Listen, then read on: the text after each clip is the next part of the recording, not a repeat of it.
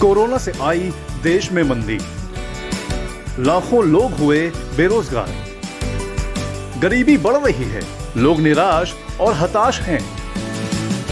इस बीच अगर आपको मुफ्त में पैसे मिलने लगे, बल्कि एक बार नहीं हर महीने आपकी सैलरी की तरह, तो क्या कहेंगे? सैलरी का ये फंडा मुमकिन है।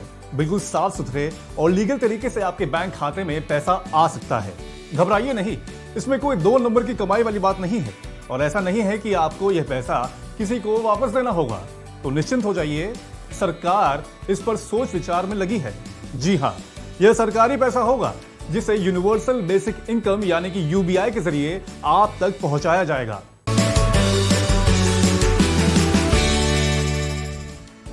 क्या है यूनिवर्सल बेसिक इनकम?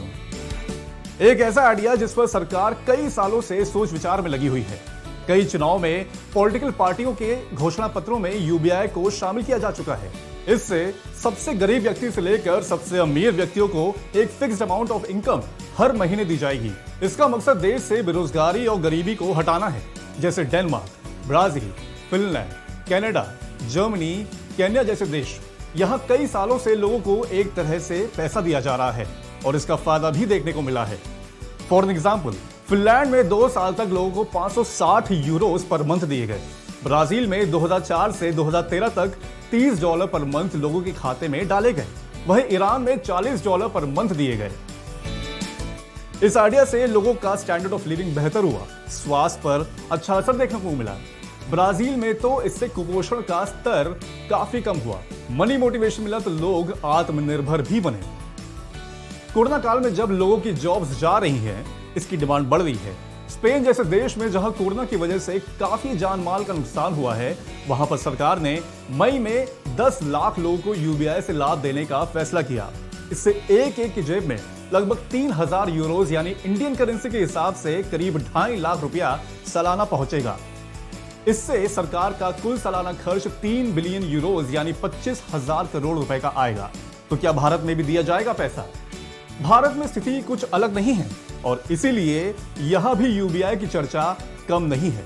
कई सालों से इसे लाने पर विचार होता रहा है, लेकिन हर बार मामला शांत हो जाता है। जैसे अरुण जेटली के वित्त मंत्री रहते हुए जब 2016-17 में इकोनॉमिक सर्वे हुआ था, तब यूबीआई को लाने की सलाह दी गई थी। कांग्रेस पार्टी ने 2019 चुनाव के मैनिफेस्टो में इसे शामिल किया। मध्य प्रदेश के इंदौर में एक छोटे पायलट प्रोजेक्ट की शुरुआत हुई थी, जिसमें 8000 गांवों में 6000 लोगों को 2010 से 2016 के बीच में इस योजना में लाया गया था। इसमें पुरुष और महिलाओं को 500 रुपए और बच्चों को हर महीने 150 रुपए दिए गए, जिसके अच्छे रिजल्ट भी देखने को मिले थे। सिक्किम सरकार ने भी इसे 2022 तक लागू करने का मन बना लिया था। यूबीआई को इस वक्त देश में लागू नहीं किया गया है, तो अभी यह कहना मुश्किल होगा कि कितना पैसा लोगों को मिलेगा। लेकिन हाल में एनएचआरसी ने यूएन को बताया है कि भारत यूबीआई को कंसिडर कर रहा है। वहीं आर्थिक सर्वेक्षण 2016-17 में दिए गए सुझाव में भारत की 75% आबादी को हर साल 7,620 रुपए देने का सुझाव भी दिया गया था। अब यूबीआई की थ्योरी तो सभी लोगों को बराबर रुपए देने की बात करती है, लेकिन देश में इसकी शुरुआत हुई तो सबसे पहले 10 करोड़ लोगों को इसका लाभ मिलेगा। इसमें शहरी और ग्रामीण गरीब दोनों ही शामिल होंगे और बीपीएल यानी गरीबी रेखा से नीचे के अलावा इसके ऊपर के लोगों को भी यूबीआई से फायदा मिल सकता है। वैसे पिछले 10 सालों में और भी सर्वे हुए हैं, जिससे अलग अलग अमाउंट सामने आए हैं। पर मंथ 1000 से 2000 रुपए के बीच भी लोगों को पैसे देने का अनुमान है। कहां से आएगा इतना पैसा?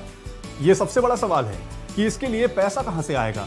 अब पैसे पेड़ पर तो उगते नहीं, तो जाहिर सी बात है कि सरकार ही इसका कुछ बंदोबस्त करेगी। लंदन यूनिवर्सिटी के प्रोफेसर गाय स्टैंडिंग का मानना है कि यूबीआई और सब्सिडी दोनों साथ नहीं चल सकते। सरकार का वित्तीय हिसाब किताब ज्यादा ना बिगड़े, इसके लिए सरकार यूबीआई को लागू करती जाएगी और सभी सब्सिडीज को धीरे धीरे खत्म करती जाएगी। मतलब एक हाथ से लड्डू उठाकर आके दूसरे हाथ में डाल सकती है। इससे सरकार को फायदा ये होगा, जो कि एक अनुमान है, कि सब्सिडी देने में जितना पैसा जाता है उससे कम पैसा यूबीआई में खर्च होगा। कितनी जरूरत है यूबीआई की? आने वाले दिनों में इसकी जरूरत ज्यादा बढ़ सकती है, क्योंकि कई ऐसे रोजगार हैं जो टेक्नोलॉजी के बढ़ते इस्तेमाल से खत्म हो जाएंगे। स्पेस एक्स के सीईओ एलोन मस्क और फेसबुक के सीईओ मार्क जुकरबर्ग जैसे लोगों ने भी इस ओर अंदेशा जताया है। इंसान मशीन पर डिपेंड हो जाएगा तो मशीनें आपका काम छीन लेंगी।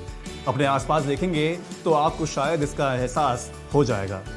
ऐसे में क्या करेंगे आप और हम, जरा सोचिए। मेरी राय में अपने वर्तमान को बेहतर भविष्य के लिए और मजबूत बनाइए। आपको हमारा शो ये कैसा लगा, इसके बारे में हमें राय जरूर दें। इससे जुड़े कुछ और टॉपिक्स अगर आप चाहें तो हमें बताएं, हम उस पर भी चर्चा करेंगे। तो मिलते हैं आपसे अगले शो में, तब तक के लिए धन्यवाद।